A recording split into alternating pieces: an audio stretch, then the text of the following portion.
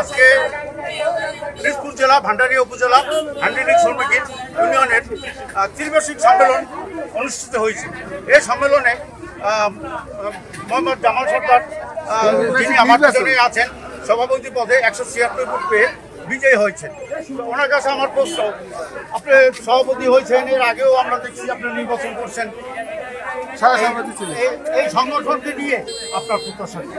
আমার প্রত্যাশা হলো বিগত দিনে যে আমরা শ্রমিক উন্নয়ন পরিচালিত করছি, তো এই পরিচালনায় আমরা অংশগ্রহণ করছিলাম। এবার আমি নতুন করে আমি এই সভাপতি নির্বাচিত হয়েছি।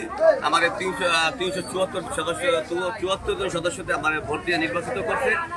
374 জন সদস্যই আমার এই সুখের এবং আমার এই বিজয়ের অংশীদার।